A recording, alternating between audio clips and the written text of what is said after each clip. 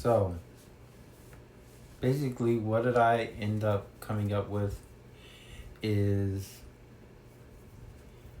I saw this like formula by Square Inch in someone else's video that is the way that they calculate. Because I was like, how do other people, calculate how much to charge? Because I always feel like I'm not charging enough. So, yeah.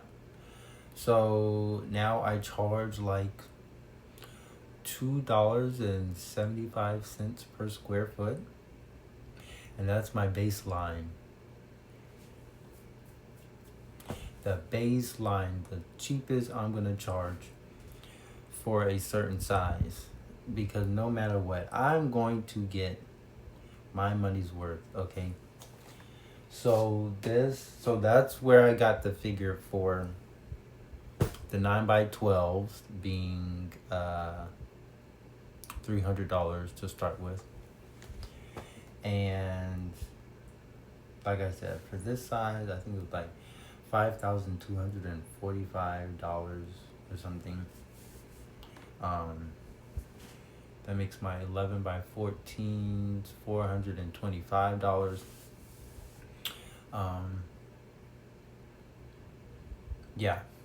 So my best suggestion when it comes to figuring stuff out is like seeing what other people are doing. You really don't have to guess. We do a lot of guessing for no reason. For price, for certain techniques. Because I didn't go to art school. So my mind doesn't automatically go to like a sort of hierarchy of, okay, where to reach for this information when it comes to like anything I kind of want to know. So I just, I just been winging it. Just slowly figuring stuff out. So yeah, that's my biggest suggestion. Start with Square Inch, and then you can add on to that. If you feel like, time is another factor you want to add, then you can do that. Time or, complexity, all those different kind of stuff are stuff you can add to your, your price. So yeah, so that's where I'm at right now. I may go up. I'm very likely gonna go up. As I sort of gain some notoriety. I'm not that famous right now yet, but a lot of people feel like my art is pretty good. I'm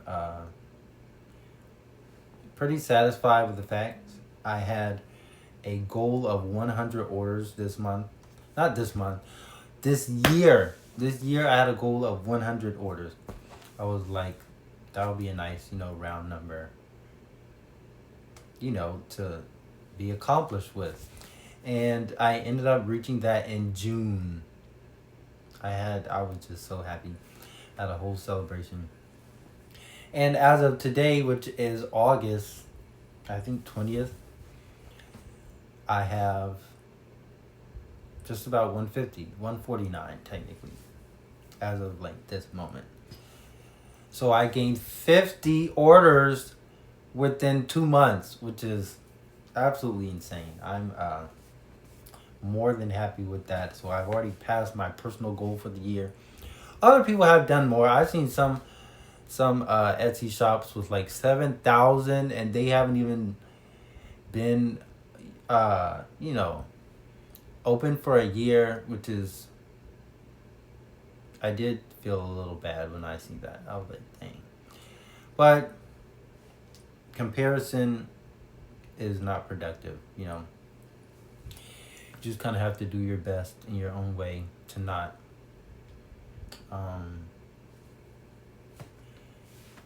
minimize your own accomplishments, because 100 orders is a lot, even though it's not as much as someone else's. Because, last year I had no orders. Well, actually, like, I started towards the end of last year. So I made like, I think it was like 25 orders by the end of the year, and I was so happy within like 3 months, um, which is not bad. But, uh, you just never know. You just keep going, see how things go, keep, making the most, because the social media is like unpredictable. You can never really tell, like, what, your metrics are going to be. Like, even if you do, because trust me, I follow the same exact formula for like most of the videos that end up going viral, and yet there's not a consistent sort of response to it. And I think it just has to do with the algorithm sometimes. Like, I've had multiple videos go viral, but it's still, most of them still only get like 1,000 or so views, and so it's just something you end up having to deal with. Don't know what that was. It's just something you end up having to deal with. There's a element of unpredictability. When you're using social media, like I have. Social media is my primary marketing platform, even though it can be annoying sometimes. But just do your best. You never know, what's gonna kick off for you. Because, people have bought my original paintings and prints, lots and lots of prints, and commissions. I never would have thought somebody would want to pay me up front for money. For a painting of something that they really want me to do. But I've gotten 1, 2, 3, 4, 5 so far just this year, which is crazy. Which I don't like commissions, because my best painting, which was that dog. I love that dog. I can't sell prints. Oh my god. I feel like some of the best paintings I've done, unfortunately I can't sell prints of them. But that's why you charge a lot, so that you kind of get your money's worth. Because prints bring in that money, okay?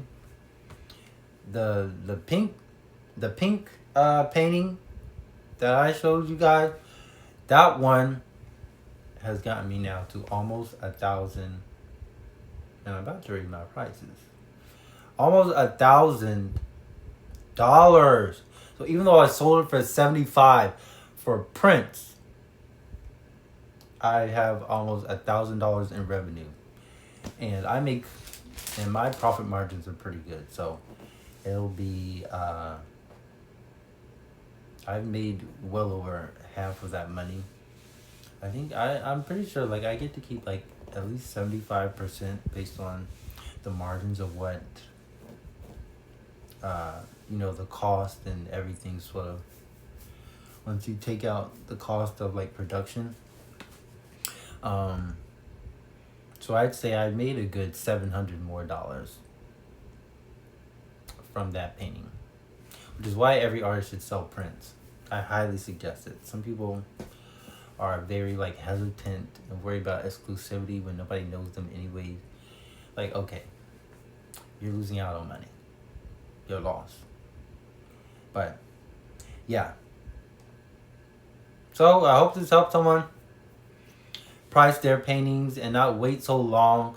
Don't worry about how known you are. If you think about, oh, nobody knows me, nobody cares about the quality of the painting. If your painting is good, people will want to give money for it. A lot of people value art. Art is something that is like, it can be subjective, but a lot of people, there's certain elements that can make something that very appealing to multiple people, which drives up the value, regardless of how known you are. So, make use of that. Please like and subscribe. Come back here when you're bored. Thanks. I'll let the video finish. 4, 3, 2, 1. Goodbye.